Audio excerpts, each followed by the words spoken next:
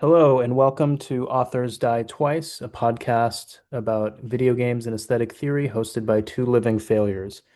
I'm Brian, and I'm joined as always this time by Nathan to talk about the 2013 to 2020 game released in installments, Kentucky Route Zero. We try to anchor our discussion in a conversation around what we call smart games, which is something that we brought up a couple episodes ago in the context of Bloodborne. This conversation is fairly wide-ranging, involves a lot of our kind of usual thought experiments, but I think goes in some interesting directions. We think about genre, we think about narrative weight, we think about, games as didactic and what maybe we don't like about that. But specifically with Kentucky Route Zero, we think about some of those moments that really stood out to us and also moments where we felt the stakes maybe were lost a little bit. We also begin by talking about cozy games, and I think this is something we'll probably have to pick up again later in a different kind of separate episode because I think it was pretty thought-provoking for both of us. And if you listen closely, you will hear Nathan debuting his new death metal project, so keep an ear out for that. All right, hope you enjoy. Have you played any Metal Gear yet? Sadly, not too much. So I played for a little bit. This was like a week and a half ago, maybe.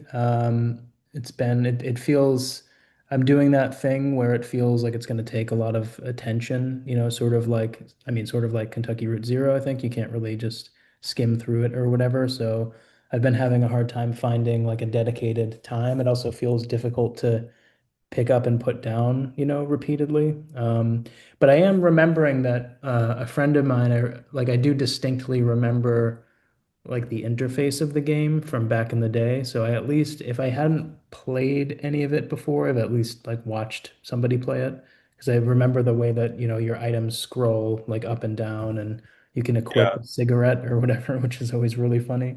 But yeah, I played like, the kind of opening part where you are on the ship, and I finally figured out where I have to go next, and there's just a bunch more guys there, and I kept getting killed. So that's where I'm at, I think, next time I start playing.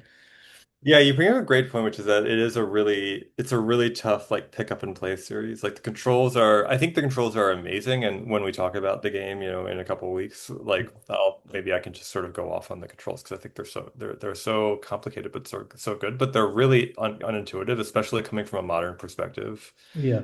Mm. And then yeah, it's just a really, really involved game. Like I've been playing the whole series, part because I'm teaching the entire series in a class. And I've been like it's kind of been like my coffee game. Like I'll wake up, I'll like make a pot of coffee, and then I'll be like, all right, I'm gonna be watching like this game 60% of the time anyway that I'm engaging with it. So I might as well just like have a nice warm cup and just sort of sit back and sort of like wake up and then play a little bit. And I think the gameplay of those games is amazing, but it takes a bit, and it's weird to be like so it's such a attention, it's like an attention hog. Like you really have to um like sort of approach it with a kind of precision and like vigilance, and like to really get the most out of the game, you're going to be interacting with the systems and thinking creatively and like looking for things, right? And noticing small details in the environment that you could interact with or use. Yeah. And so it's like it's really clogging, it's putting a lot of demands on your attention in that sense, and then a lot of demands on your attention in a kind of narrative story sense of just like paying attention to cutscenes, paying attention to context, to conversations, right? To visual style. It's a game with like actual visual style, directorial style even. So there's a lot going on. It's a very busy experience, and so I can see why it would be like it's sort of the opposite of something like Elden Ring, which would seem to be really attention intensive, but it's actually not. Like Elden Ring, I think we've talked about it as like one of my favorite cozy games and relaxing games because you can just sort of turn it on, keep the sound off, and just like mow down enemies, right? And there's not a lot of penalty for lapsing. If you die, you die. You can go get your runes again or whatever. And you're not engaging. Maybe you're engaging intensely with one aspect of gameplay, which is like basically timing your combat, your dodges and your swings, but you're not really engaging with anything else. So it's like you kind of are able to like occupy one track of your brain. At least this is how I work. Like I can occupy one track of my brain like pretty intensively, but leave open all the other tracks for like conversation or a Yeah, podcast yeah. or whatever else. But Metal Gear is really going to be using like every single track of your brain, in a way that makes it, yeah, like even playing it on a Switch seems difficult because it's kind of like a big screen experience, despite being so dated. Or not, I mean, I actually don't think the game's dated at all, but being so old. Yeah, that's interesting you say. I was gonna say like even Bloodborne, I think you can kind of just pick up and play, at least if you've played it through a number of times, right? Because Yeah. I mean, no matter what, there are gonna be times where you have to go visit your scholar friends and try to kill a bunch of them so you can level up or whatever. I'm still stuck currently. I haven't played this week, but I'm at the optional flame dog. I'm still pretty determined to kill that one. And then I think it's just the final like end game Gehrman at that point, right? Yeah. So so yeah, I mean, Flame Dog sounds like a side plate at like a brew pub or something. yeah, yeah. But no, I like the point that in those games, especially definitely Elden Ring, can you can play it multiple times and focus on one thing. And I definitely think timing is the thing if you're playing with your sound off. But that oddly reminds me of something my old drum teacher used to recommend, which is, if you're listening to I mean, he was talking about jazz, but this could be true of kind of any kind of music, is listen to it, one time and only listen to the drums and listen to it one time and only listen to the bass. So like that kind of isolated focus is really pretty interesting and maybe something that would be fun to come back to and revisit, Elden Ring or another one of those games to sort of maybe flesh out what that means for that game. Because I can't imagine playing Metal Gear and only focusing on one thing. I guess that's kind of what I mean, right? It demands that full even if I'd rather be more, immersed when I'm playing Bloodborne, for example, I can play it and listen to music or do something else and just kind of play it distractedly if I'm not at some pivotal moment. Yeah, this is making me think of a lot of things actually. And I know we need to get to Kentucky Route Zero because that's the nominal topic, of discussion today. But it is like I'm now just formulating a category, which I know I'm sure other people have theorized, maybe more, maybe some game writers or critics have sort of theorized this more. I don't know, with more intentionality, right, and commitment. But the category of just like a chill out game, like game where where you play where you don't want to occupy, you don't want to use all your bandwidth. Mhm. And what I'm realizing about this category is that a lot of the games people call chill out games are really shitty at that. And that's because sometimes, people say like a chill out game or a podcast game is something where you are just turning your brain off. And that's actually not what I want. So there are games, games that are just like cozy games or games that are like, they're like representationally cozy. So you're like Mhm. managing a farm or something. Those games, I can't play those games. I have just zero interest. Never going to touch them. Uh, and then there are games like Assassin's Creed or like those Ubisoft open world games, which I've sunk a lot of hours into and I've tried them over and over again. But the thing that makes them really terrible, for fulfilling this need is they're, you can play them using again like one track of your brain, but they're just not working out that track at all. They're not like Mhm. stimulating it. So I just find them instead of what I want is like pretty intense stimulation on one track of my brain, and I don't want just like non-stimulation. So like the thing Mhm. about Assassin's Creed is that none of the systems of those games are good. The one exception is the ship combat in Assassin's Creed Odyssey, which is why that's by far the best one. Really, really cool open world like ship naval warfare that actually feels special. Like I don't know any other game that's doing that. And that this is from a while ago. But the combat, the exploration, the puzzles, like to even call them puzzles is like an insult, are just such dog shit that I feel like I'm just playing slop, you know? Like I feel like I'm just like I might as well just any other use of my time would be better. Like honestly, like reality TV or like going on social media would be more stimulating for me than playing Assassin's Creed. And so this is why Souls games, I think, to go back to our eternal, motif here, but like Souls games are the ultimate chill game because, yeah, because like they're only working out one track, but they're really working it out. And that's Yeah. I think my other favorite chill games are doing something really similar, like the Forza Horizon series I really like. Mhm. And those have just immaculate driving mechanics. Like the driving is very challenging if you tune it right. And very skill testing, very rewarding. And that's sort of what I want. Like I want to be like I want to feel connected and alive. I don't want to feel dead inside. And playing a fucking Ubisoft game makes me Yeah. feel dead inside. And so, like a racing game, the Burnout series is great for this too. Like you actually have to be really, really focused on what you're doing, but you're only focusing your reflexes. You're only focusing your, like paying attention to speed and momentum and obstacles. Like you're not thinking about anything else. You're not thinking about power-ups. You're not thinking about skill trees or whatever, um, and sports games can do that too, like the NBA 2K games. Now I'm just listing my favorites, but games that are, again, like I like skill taxing games because essentially like games that are well designed and that are very finely crafted, but also limited in the headspace they involve. Yeah, I guess my one, I mean, I do really feel like this is going to be a whole thing that we're going to have to talk about in a dedicated episode. But one thing I would say too is that I won't name it, but pretty much the one game I have on my phone is like a card game. Hmm.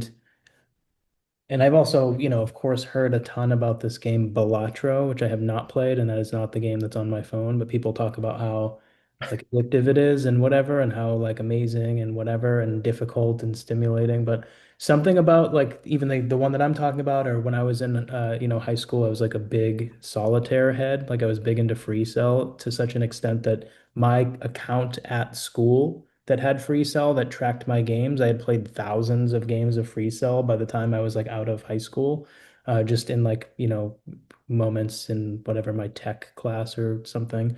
But I mean, those games are addictive, but that's also not I think that's not what we're talking about either, because there's always a point with those games where the level of investment to just frankly give a shit about the game and continue playing is so low that it can no longer be chill. Does that make sense? Like you have to put in effort to like to care at all about it, I think it's like Yes, yeah, making yourself care is a kind of bandwidth yeah, tax. yeah, yeah. I mean, that'll come up again when we shift to, I guess, our topic for today. But like, Mhm.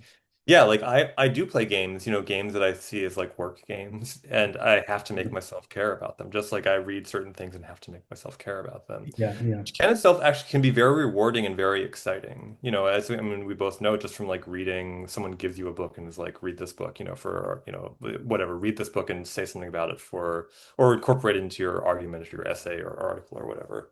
And that Right. can actually be really fun because it's like, it is kind of a game. It's like, well, let me make this interesting to Mm. myself.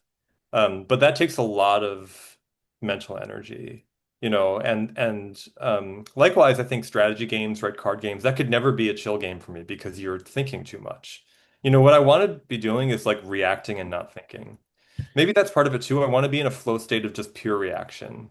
I'm not Yeah, strategizing. I'm not like working on my build. Like if I start working on my build in Elden Ring, I'm no longer in the chill space. I'm in the thinking space, you know. yeah. Um, and if I start caring about like the point system in Forza or whatever, or start doing different events, and then I'm not no longer in that space either.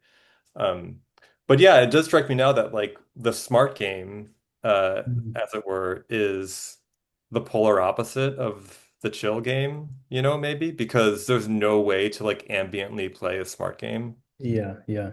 You can't, I mean, and to get to our main game today, like you can't ambiently play Kentucky Route Zero. There would be no point. It would be like ambiently reading Ulysses. Yeah, so I think you're kind of anticipating some of the stuff that I'm going to ask and maybe say and suggest. And I want us to continue this, but maybe I can try to pose. I like tried to put this question together. I'm still not sure that it's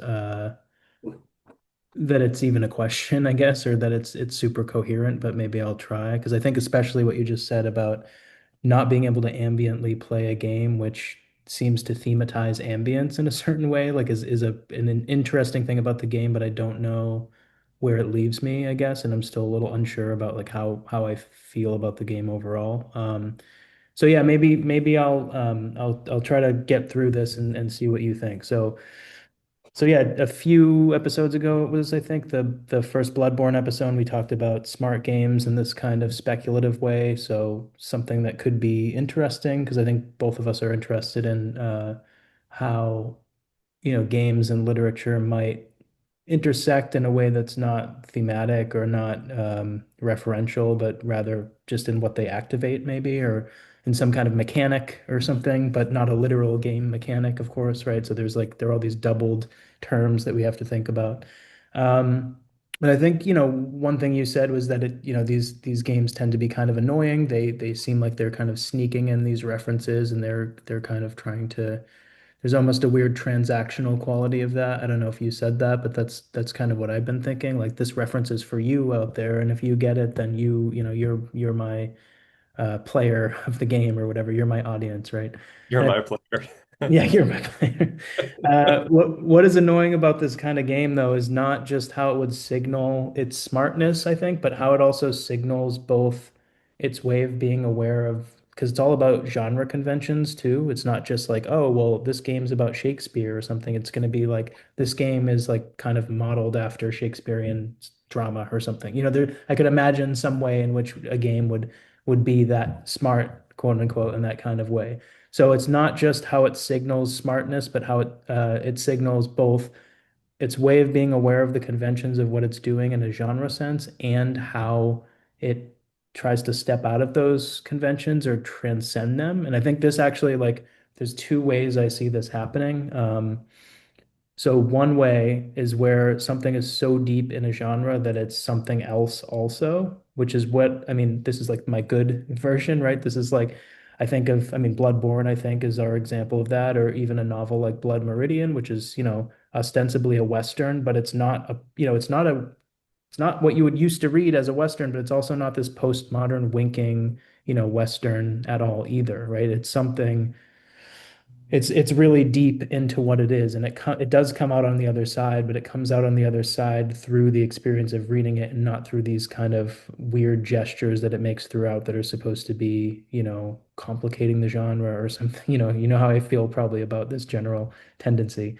But then there's the other thing, right, where something is so aware of its genre that it's neither thing at all, right? It's neither, for example, like you could have a kind of Bloodborne-esque Lovecraftian game that maybe has Lovecraft as a character, or has like, there's a Cthulhu in it and stuff. And so that's not Lovecraftian because it's not generating its own lore, I think, which is also part of what is Lovecraftian. Like part of what he is not just these like monsters that he has, but the fact that he's kind of creating it himself and that he's yeah, he's drawing on other things like folklore and I guess racism and other things like that. But he's like, it's the fact of creation itself is partly not quite a theme, but a central mechanic for what he's doing. So it does that. If a game were to do that in a way that copies it, and if the game were to do that in a way that deviates from it, that I think complicates its ability to be like good or literary, if that's the word we want to use. Um, so taking Bloodborne as the example, right? It's a piece of weird Lovecraftian fiction, and there are breaks in that. There are really unique things it does, but they're not breaks in a genre sense. Like I don't feel like Bloodborne is trying to tell me that it's aware of the genre of weird fiction. You know what I mean? It's not trying to be postmodern. It's not winking to us. It's not telling us that it knows about Lovecraft or anything like that. And nor is it just replaying Lovecraft, even though there are moments that feel pretty close. Like even though there are, I mean, I think when you see Amygdala, that's a pretty Lovecraftian moment, but it still feels like something about its execution. Maybe it's just down to execution too, feels really impactful. Like I feel like I'm reading about this creature as I see it, which usually you would think it was the other way around, I guess. But I think sometimes maybe the goal with something like this is to feel like you're reading about it rather than seeing it, because in my mind, at least seeing it can sometimes kind of ruin it. Um, so it's pretty committed to being what it is, and the weirdness that arises in it exists in that context, but not necessarily in that genre. So I would say like it's Lovecraftian, but it's not a Lovecraftian game, or something. It's not genre tropes that make the game weird. It's like what we said last time. it's this fundamental thing about how space and time are broken, which isn't even necessarily confined to weird fiction. I mean, philosophers talk about this. Even what's the thing? Time is out of joint. Isn't that like from Hamlet, right? So we have this sort of thing happening already. So it's something that happens in weird fiction, but it can happen in any other text. And if it is a trope, then it's a trope that points to something, universal, right? So it's more the execution that we see here again. Um, but then we could imagine, again, I'll come back to this like, bad example, some kind of postmodern or post weird fiction game where we have many explicit or implicit nods to the genre while supposedly both deconstructing and building on and forwarding the genre in some way. Um, so I don't think I'm still not asking a question. This isn't a criticism of smart games in general. I think it's like an actual problem. I think historically, like this is a problem of how to make something when we have a whole history of that thing. And if we want to, work, I've been thinking a lot about genre lately because I'm sort of teaching it right now. So thinking critically about genre and like what all the exemplary pieces of some kind of genre or another both fit within the genre and break from it already, right? So it's not like so I think maybe the bad thing I think about smart games is maybe that they treat the exemplary piece of the genre like a model rather than as like a singular unique piece or something like that. And this also isn't just about literary references, of course, because I think, in Kentucky Route Zero, there's also just philosophy in it, and that's a whole other question, right? It's like the academic who writes a novel. Like, not to say that academics can't make good art, but there is kind of this danger that they won't be able to help themselves, and they want to do all the interpretation for us. They want to do what we do, which is just speak over each other and anticipate what each other are going to say all the time, right? Um, and then on the other hand, there are also just plenty of novelists who go and read philosophy or theory or whatever and have the same problem, which to me feels almost like didacticism or something. Like they're trying to, rather than proving a moral point, it's like a philosophical or, existential or phenomenological point. Um, so to get to the actual question, so my question is how Kentucky Route Zero squares with this. Like, does it avoid the smart game problem? Do certain parts of it avoid the smart game problem? I'm not really sure what I think right now. Like, hopefully we can come to some kind of, consensus. I mean, I would say that my initial thoughts are that if the game had only been part one and maybe part two, I would have really, really loved it. Mm, And I see how, what happens afterwards is part of that central idea, right? But the way that it unspools and gets kind of out of control along several axes all at once, while certainly intentional to me, like lessens the effect a little bit. mm, And maybe one final thing I'll say too is that the point interestingly, right, and this is where it gets like, smart in a meta way, if it wasn't already like a meta way. The point it's trying to make is that there's like maybe not a point, I think. Like the part of the point is this total diffusion of things rather than a central unified narrative, which I think makes the ending like even more difficult to make sense of or like or dislike or whatever. So even I think a lot, when I'm engaging any kind of media that I have like two readers, right? There's like the experiential kind of gut level reader and then like the analytical reader who understands what the thing is trying to do.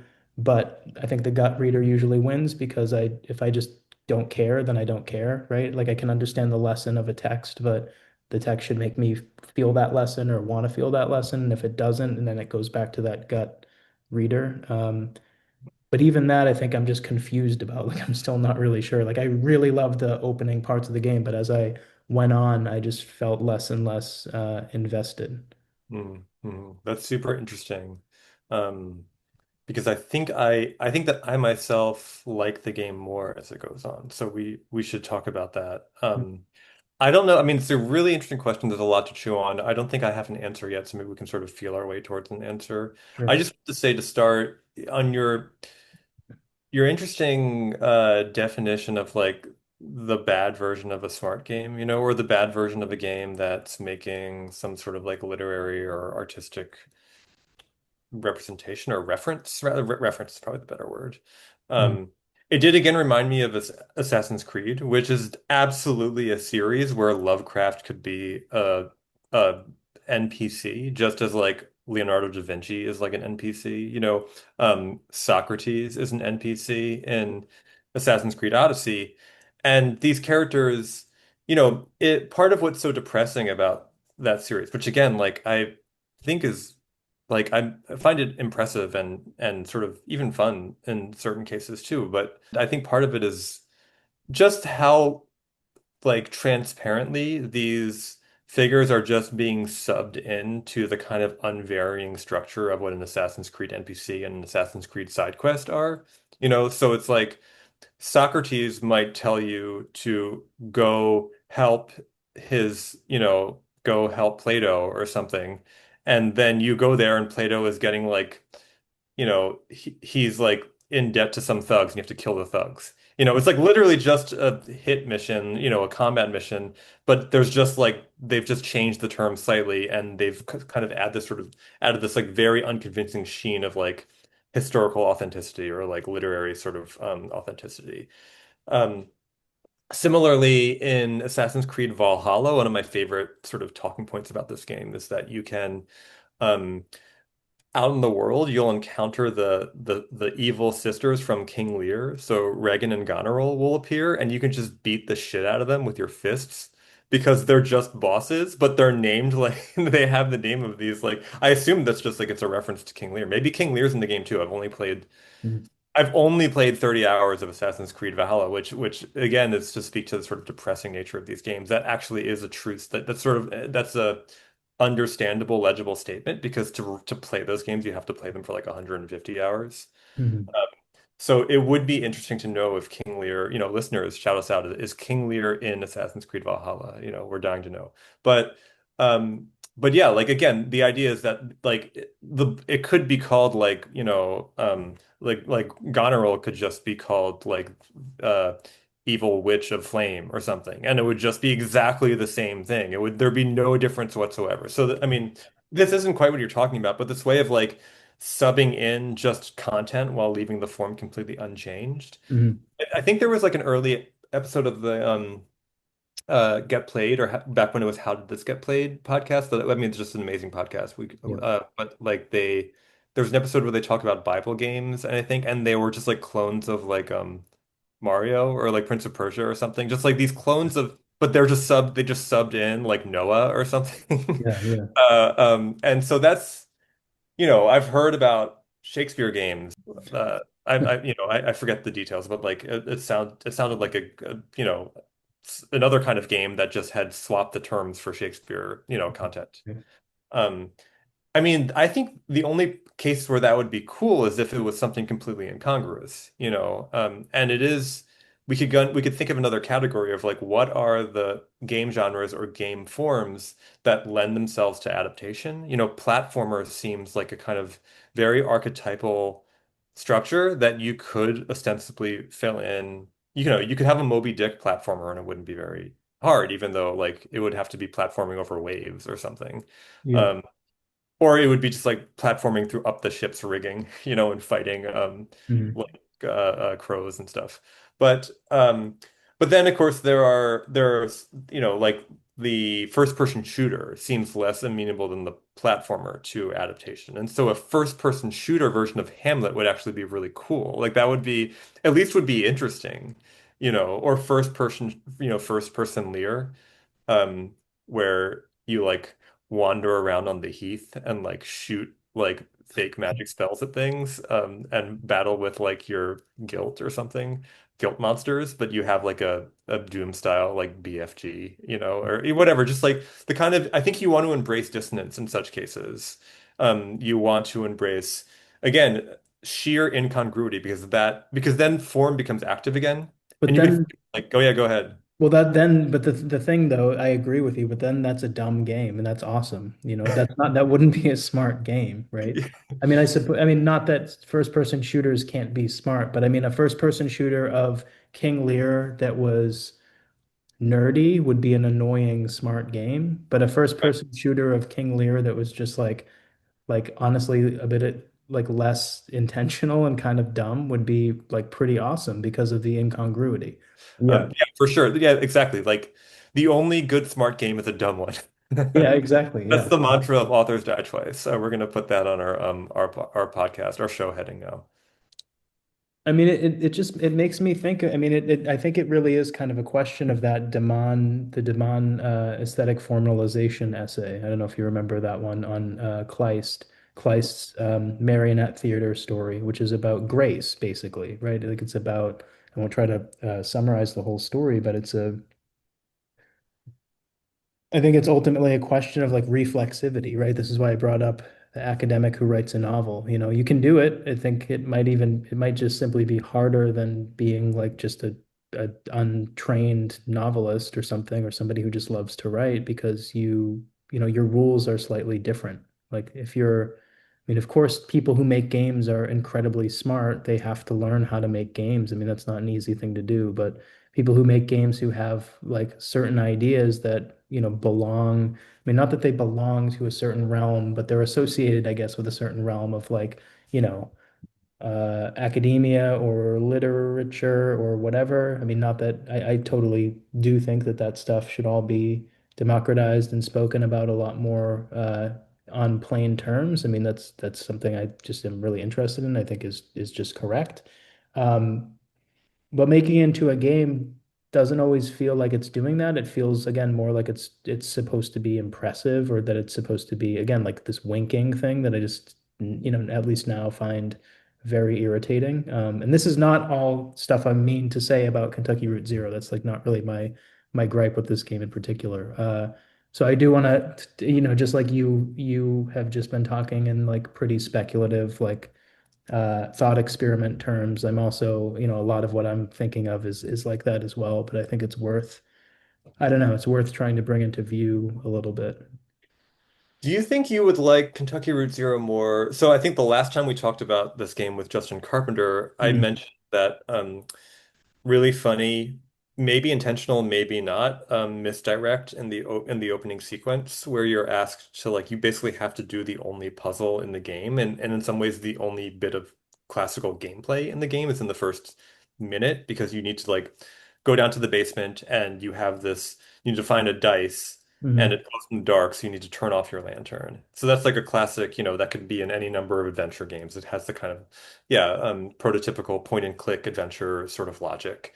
Yeah. And then you never do that ever again. Anything like that, there's no like sort of level of interactivity or obstacles or problem solving beyond just having conversations with people. Mhm. Conversations where nothing is at stake, in terms of gameplay wise. I mean, narratively seem to be at stake, but it's not like you're making very important decisions. There are a few isolated moments in the game where you do make important decisions.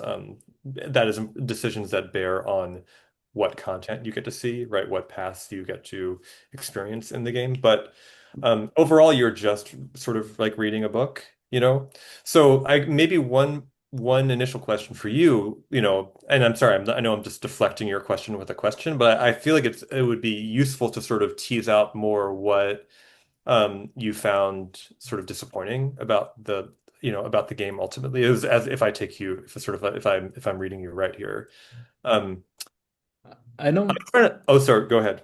well, I was gonna say I don't necessarily think it's the gameplay, you know. I mean, I don't necessarily need a puzzle game. I mean, to some extent, I think maybe all games are pretty much puzzle games, but I don't know about that.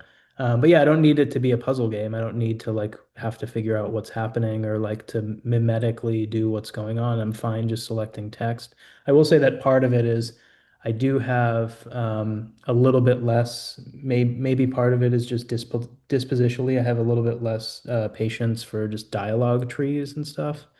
Yeah, Uh, I hate dialogue trees. and find them generally a little bit overwhelming because you select, you know, I mean, as a fellow completionist, right, you want to select like all the options, you know, that you can get so you can get all the content. And that just becomes so exhausting when it's in this way. It's not like I'm running around in Bloodborne. Maybe it takes me 5 times as long, but I get all the content. Here it's like I'm getting all the content, but you know, for example, on the phone cutscene sort of thing, or the interlude in Kentucky Route Zero, it took so long to actually like select all the options, you Yeah. know. But I Yeah. wasn't doing anything. I was just like listening to somebody talk on the phone and maybe there was a little bit of music or something playing, and that was pretty much it. So it's partly like just the medium, I think, is that. Um, in terms of in terms of my issue though, I think about this often is that when we are inundated with a certain, concept just at such length, the stakes of it can kind of dissolve for me at least. And so clearly, like what I felt was really interesting about the beginning, partially maybe that's just like the bias of like that being a new thing, which I mean I knew about this game or whatever, but I think maybe it was partly novelty. But I think it was also just partly the limited scope, right? The game gets less and less limited as you go on. Like there are more and more characters, there's more, and there are also just this proliferation of even more kind of complex meta narrative commentaries on what's happening and stuff like that. And I don't know, I do think there's maybe a kind of threshold for that where, there's like diminishing returns or something like that. But I don't know. I don't know what you think about that. Yeah, that's really interesting, the idea of like complexity creep on a kind of narrative level. Yeah. Before I get to that, I had a couple of quick thoughts that were triggered by stuff you said. One of them is I guess I'm gonna get on my like dumb guy soapbox yet again because you did actually sort of I was sort of hit anew with the realization that I hate dialogue trees. Mm. And I think the reason why I hate it, just to be again a vulgarian, is that like the whole point of literature is that somebody chose their words, you Yeah. know? Like, so it's like asking me to go to a restaurant and cook my own dinner. Like, I don't want to cook my own dinner. If I wanted to do that, I would like, maybe I would try writing something. Like, it Yeah, wouldn't yeah, be good, but if that, like, if I want to work out that muscle and have that experience, like the idea of like a modular structure where you get to choose is utterly distasteful to me. Like, art is about submitting to somebody else's choice. You know, go and it's ahead. it's also about imagining it without like outside of the bounds of the choice that's been made. I mean, we constantly are doing like virtual things of like, oh, the game would have been better like this, or I Right. like this idea. We're doing that all the time. I do that constantly when I read, when I have any kind of media, I'm always, and it's not just like, oh, the ending sucked, so I wish it had a different ending. It's like, no, you could activate a different concept if you see it with a almost phantom version right next to it, which I, Exactly. Yeah. yeah, And the only reason we can do that is because the author made a choice, the author or the artist made a choice. Like right. the choice Yeah, is the yeah, condition for the discussion of alternate choices. yeah. And of course, like having decisions are being made everywhere. Like having branching decision paths is itself a choice, whatever. I get that, but like at least on a narrative level, on the level of like games that are aspiring to literature, you should aspire by telling a story with choices, not a story where like we get to choose, because that's just it's gonna you're just gonna end up with a worse version of literature, frankly. This is why I personally hate fan fiction, Like what Or like purpose? choose your own adventure novels. Like that just Yeah, yeah, really Yeah, just utterly uninteresting to me yeah. because why would I want to choose my adventure? Like, give me the adventure, Like, come on, entertain me. Like, I don't want to entertain myself here. If I wanted to entertain myself, I would do it in a more stimulating format or medium than words. Like, I would play Forza, I would play Elden Ring. Like, I would choose how I want to kick ass, or choose how I want to get my ass kicked, like whichever way it goes. Sure. Uh, anyway, so okay, I'm gonna get off my dumb guy soapbox. I had another thought which is now has totally dropped out of my brain. So maybe it'll come back, and if it does, I'll voice it. But yeah, why don't we like let's pursue that idea of overcomplicating. I yet again have a siren. Let me just mute myself for a second. Can you hear that? No, can't hear it at all. Dude, the cops hate me. They hate my dumb And guy every box. time, yeah, every time, yeah, it's gonna be lock up Nathan for being on the dumb guy soapbox. I think it's good though because it's like it's a I mean that's a question that really matters a lot, I mean this is why I think I totally agree. It's not that I just like hate the idea of choosing dialogue or choosing my own adventure or whatever. I used to have those choose your own adventure Goosebumps books as a kid, and those were kind of fun. But I didn't like the choose your own adventure part. I would read it like 5 times or whatever and figure Yeah. out what was happening. Um, but or I would figure out all the endings or whatever. Um, but yeah, I wonder now because I'm thinking about this. I really do think that the limitations of a work of art are what makes it limitless, you know? Like if you have a totally unformed thing or a thing that has, so many pieces in it that you could spend hours not simply thinking about it, which is what I think you should be doing, but like piecing it together or seeing all the different versions of it or getting to everything in it. And that's something that not only happens like as the game, but also within the game, you know? I mean, like the part that we talked about with Justin, the piece that's titled and maybe based on the Namjoon Pike piece with the magnetic tape, right? It's like a choose your own adventure with magnetic tape with like voice recordings on it. And you have to make a choice every single time that it gets to the end of the tape. And it's just exhausting, you know? I mean, you could do something with magnetic tape that is a singular, limited, piece that has a particular duration and maybe it's on a loop or something. And I'm just not sure. I mean, one would think, I guess, in one version, if I'm being charitable, the proliferation of choices and content and all of that just multiplies the amount of stuff we have to think about. But I'm not really sure that that's true. Like I think that thought isn't about content, thought is about form, and thought is about concepts, and thought is about, not getting to the next thing, but actually getting to the other aspect of the thing that you're handed. And so I think I'm totally in agreement about having like a limited even if this were just like a visual novel, I think it may have been much more compelling and, not just easier to follow, but also seem to have higher stakes. Because also I mean, maybe just on an experiential level too, when you are playing a game and you can choose any option and it doesn't really seem to matter which option you choose, when you get to a point where you're just kind of like taking a second to skim the dialogue options, just choose them, which I found myself doing at certain points because I'm not going to sit and think for 3 minutes every time somebody says something, I'm going to try to continue. Uh, I think the game is, some steam has run out of the game at least. So that's maybe part. I mean, that's probably why, right? It's not that I don't. I mean, it's clearly a classic, a masterful game. It's a really, uh, I mean, a lot of people. I was reading a bunch of different things about it. Like, it's a game that people love, and it's pretty unique, right? But for me, at least in my recent playthrough, I had maybe a hard time finishing Damn, Justin Carpenter is going to dox you for that one. it. We should have Justin back on to debate your Yeah, yeah, we should. your zero take. Okay, so a couple things. I remembered what I was going to say, so I'll circle back to that. I just love your statement just now that limitation is what makes art limitless, if that's what you said, something like that. And that reminded me, I guess I'm going to out myself as an Adorno fan, which is maybe questionable or problematic.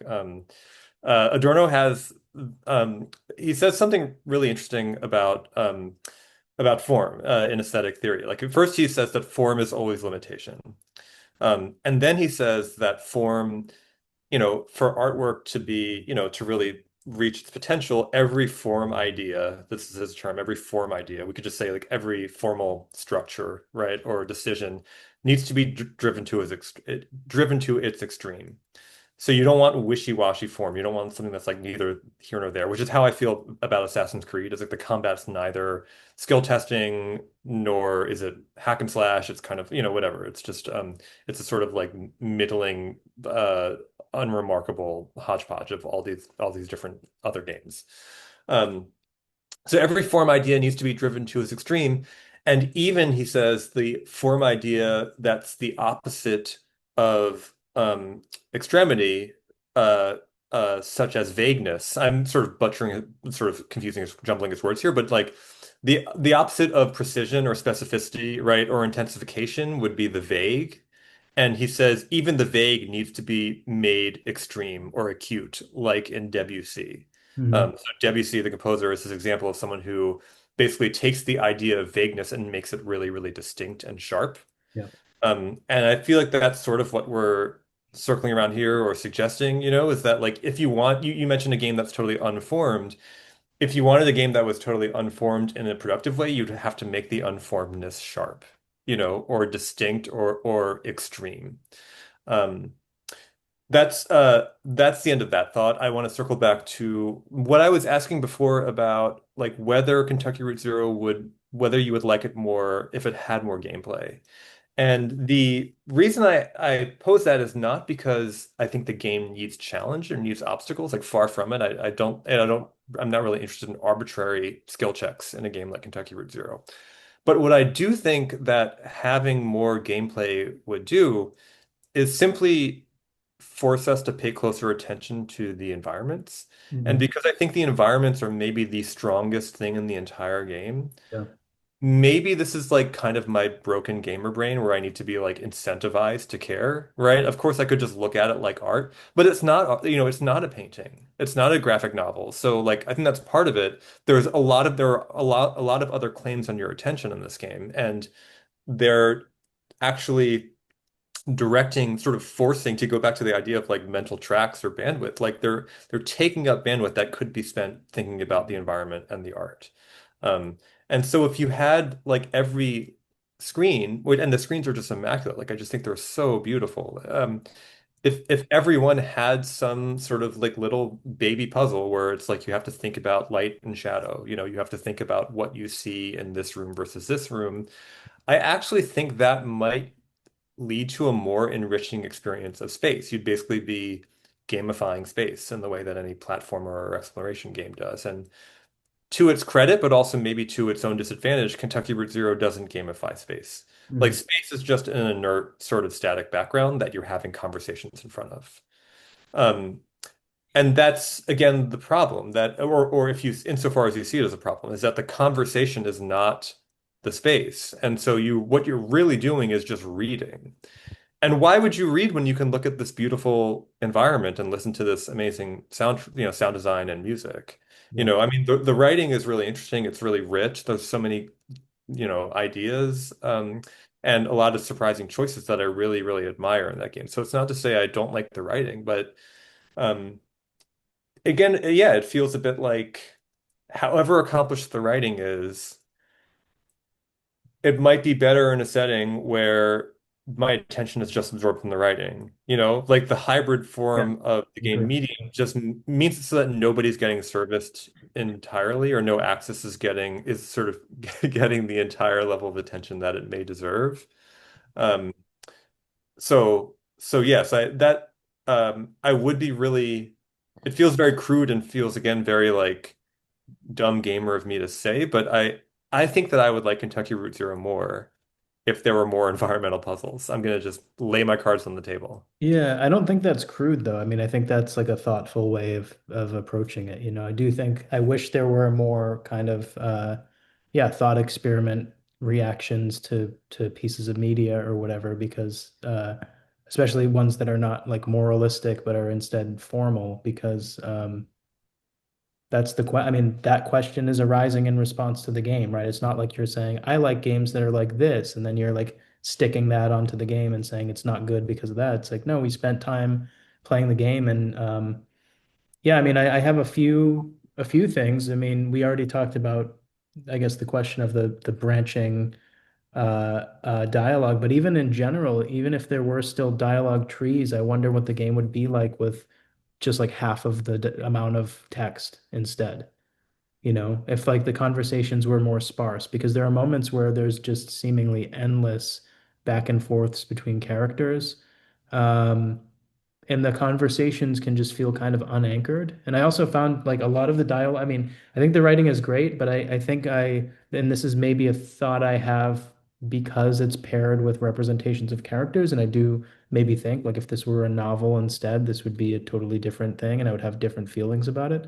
Um, but I think the fact that I'm seeing these characters and like reading some of the dialogue was also very irritating. Like I thought some of the dialogue felt like things that either nobody would say or things that really, really annoying people would say, or like things that people in your college dorm room would say or something like that. Like a lot of the dialogue felt very theatrical. And I mean, I guess the out for the game is that the game is commenting on that, but I don't always buy that as a way of, mitigating the issues that arise stylistically when you start doing stuff like that, you know. I have kind of an issue with that too, because there's obviously a meta aspect to the game, but it's if it's meta about everything, then again we get back to that same question of kind of limitlessness. And I don't need a work of art to tell me how to interpret it. I mean, this is something I find so fascinating about Rachel Cusk, right? Because her writing is very specific, but it's also leaves a question of how you're supposed to understand it, right? And I think a lot of like disagreements about what the point of her writing is, or critiques of her critiques or of supposed critiques or whatever, are kind of interesting, but maybe sort of miss the point, you know? There's a kind of blankness to it.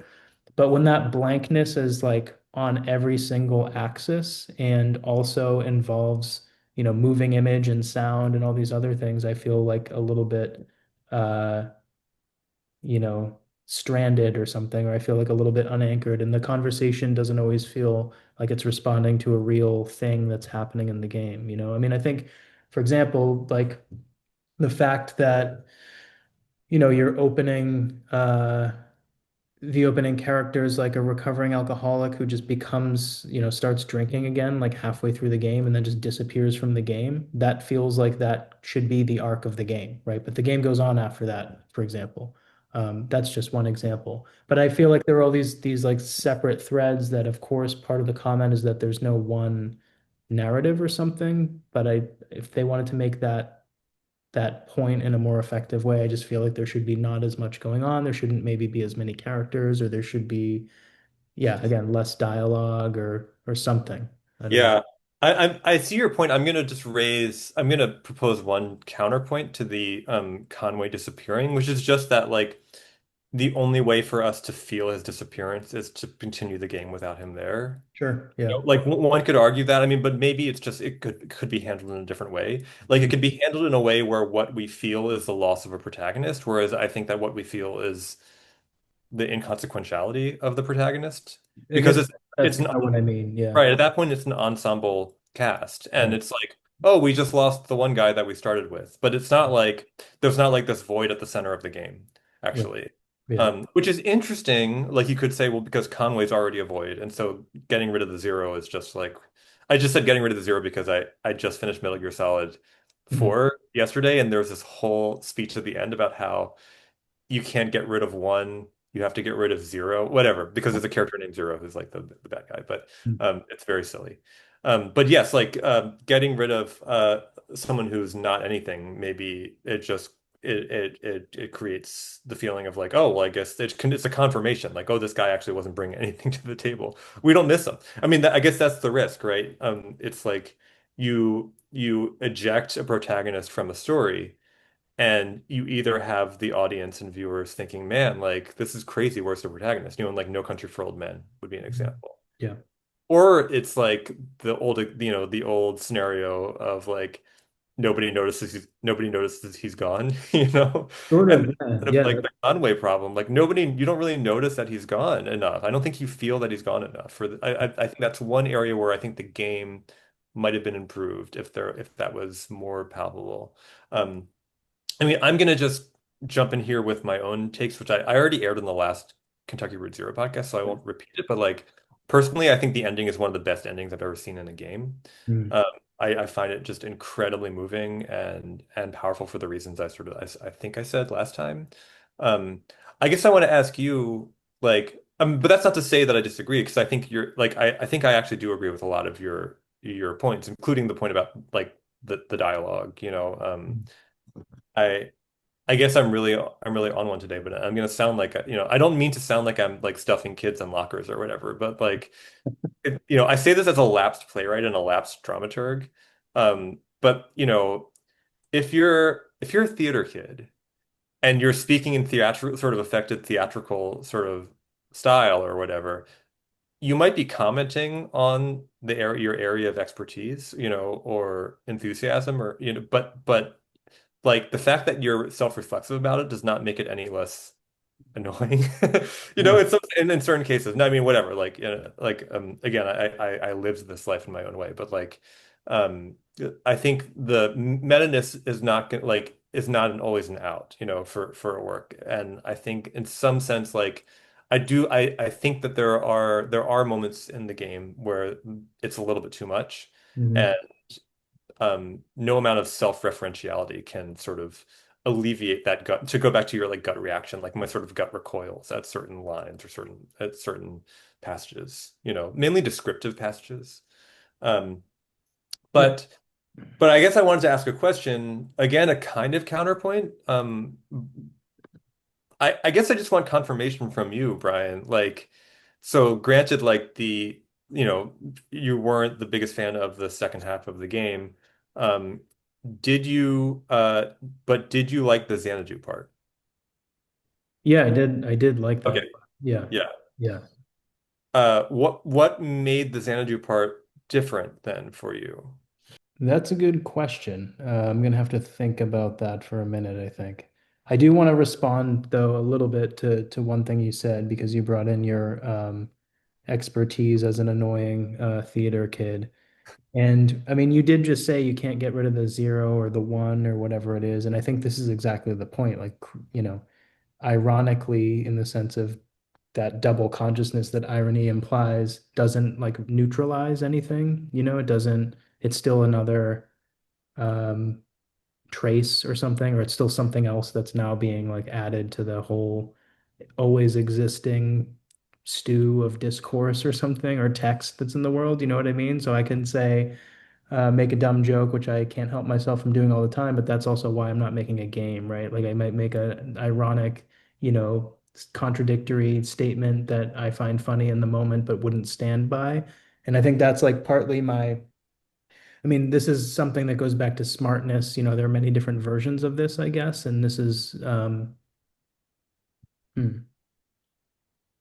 There's a sort of, I mean, this is going to sound maybe it is a conservative point. I don't know, but there's a certain restraint that happens, right? When you make anything, you have to restrain yourself from doing everything that you could do.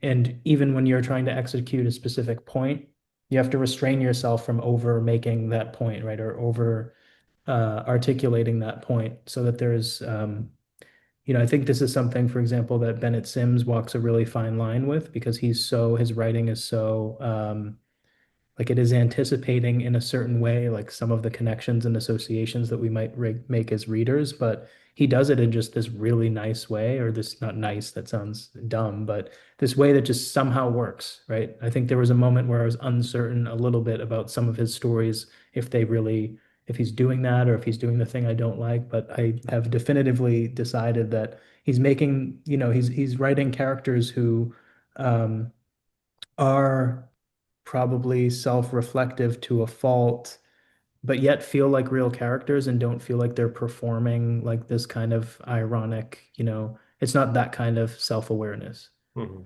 Um, and so Mhm. again, I know I'm not anchoring this in anything in particular, but that's also partly my problem. It's hard for me to point to anything in this game because so much of it just kind of felt like it washed over me. I know the general contours of the plot, and what generally happens. But the fact that I can't, point to a moment and say this part was amazing or something, the way that I do when I'm playing, Bloodborne or something, for example, right? Or even Elden Ring or uh, how great it is to get to the first, to see Anne Orlando for the first time or whatever in Dark Souls. Not every game is going to have those vistas. I'm not even talking about that. I'm talking about specific moments, and like affects too, because there are affects attached to all of those things.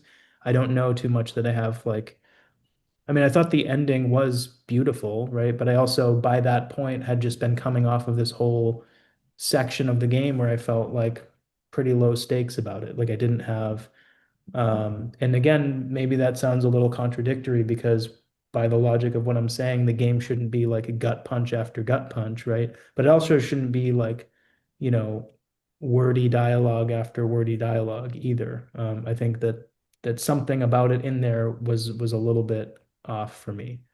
So I know that's Yeah. not really too much of an answer about anything, but I do find I mean, I'm obviously finding the game very like stimulating for thinking about these questions. So in that sense, I mean, I will play it again, obviously. Like I'm definitely invested in going through it again, and maybe we can do a return at some point to it because I think it would be interesting to play it in like a couple of years or something like that and see if I think anything different about it. Yeah, But return to the zero. yeah. I mean, I guess like just jumping off that, as you were talking, I was trying to sort of formulate for myself why I like that Xanadu section so much. I mean, it's not just the referentiality, because that again, I think that's kind of an easy trick, especially for games to pull. I think again of Justin Carpenter's argument that like all games are mise en abîme Hmm. because sort of all games are foregrounding their own. They're all games are sort of have this sort of infinite regress of self-referentiality or self-representation.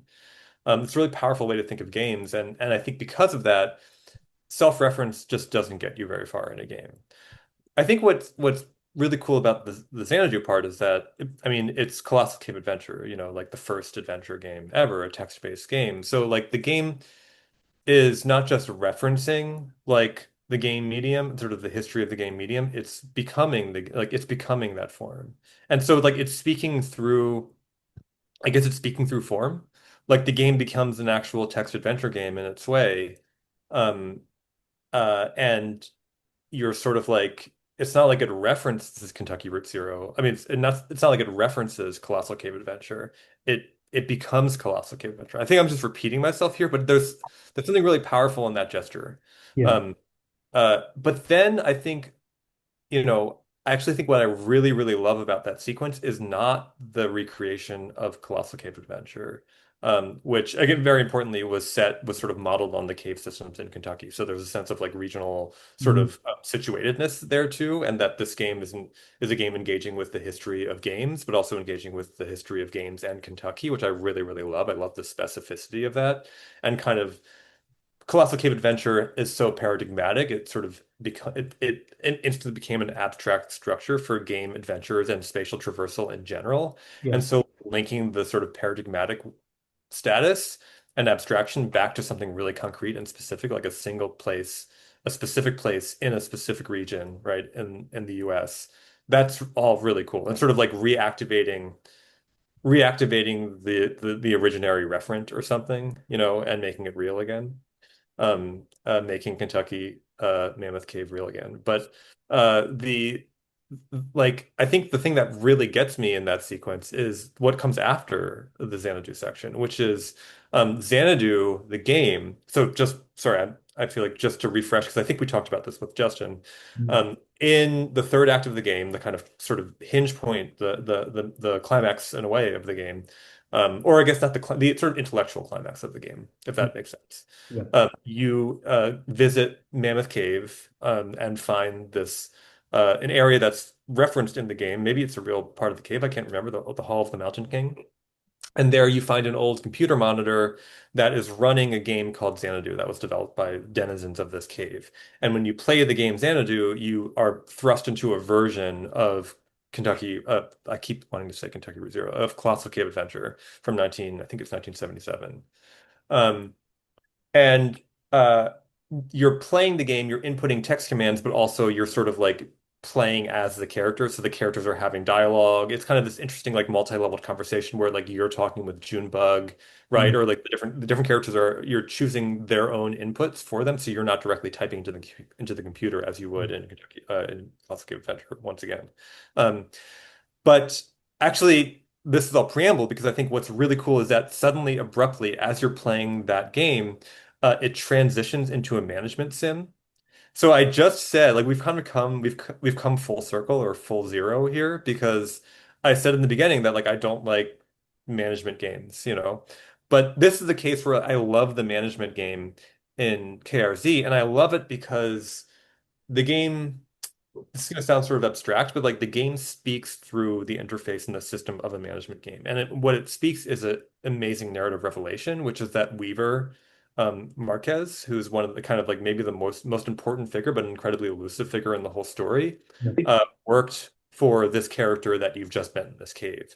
And you learn that because you're suddenly playing this like sim where you're like running, right? You're running what are they doing? Their software research? I actually forget what they're on some kind of research project and they're hiring research assistants. Yeah. And one of the people you can hire is Weaver Marquez. If Mhm. I'm remembering this right. I could be mixing something up, but it's something like that. Yeah. And the moment like through just the hiring sim interface where you see Weaver's name appear is so powerful and so poignant because she's been like the radical missing figure the entire game. Yeah. And like now she's unexpectedly coming in through the backest of back doors, like inside a management sim, inside of the game Xanadu, inside of the game Kentucky Route Zero.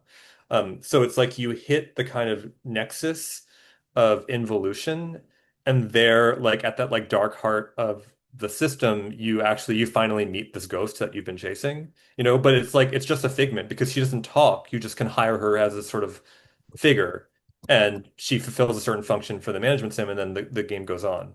But it's just a really beautiful, like I think the whole experience is worth it just for that moment. So Okay.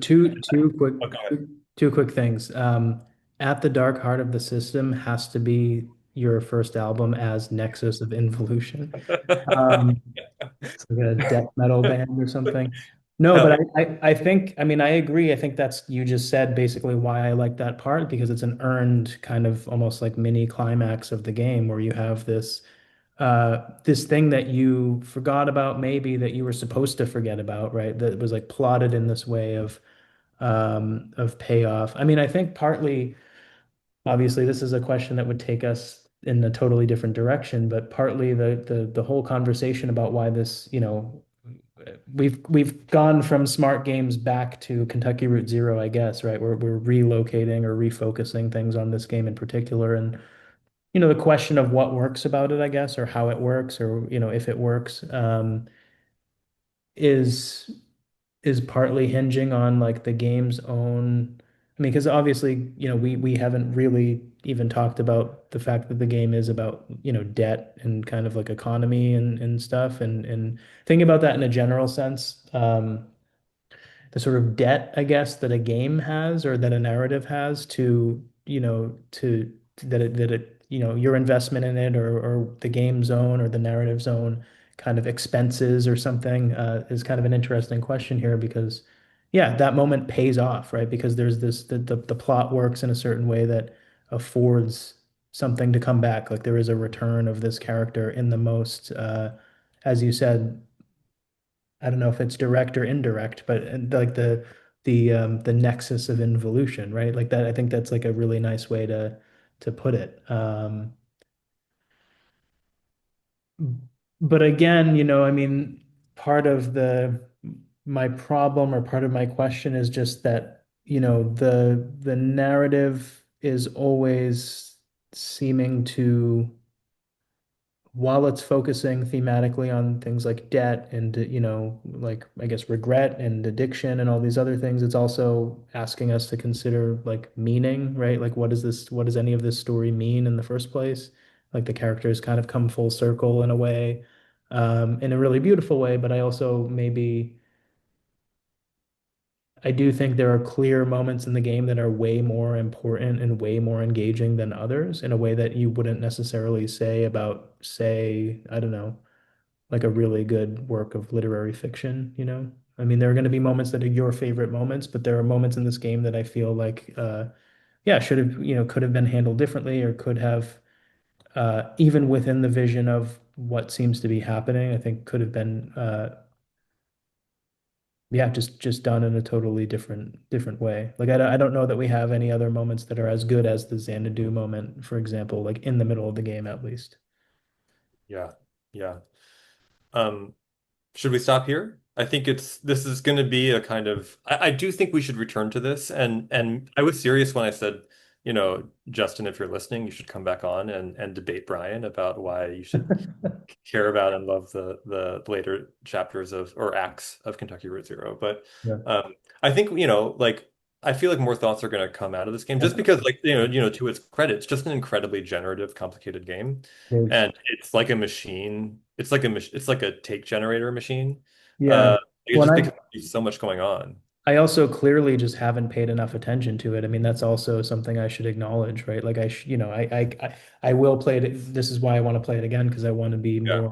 more, more engaged in the actual plot. Not that I just played it with my eyes closed, but I do think, playing it again will yield more.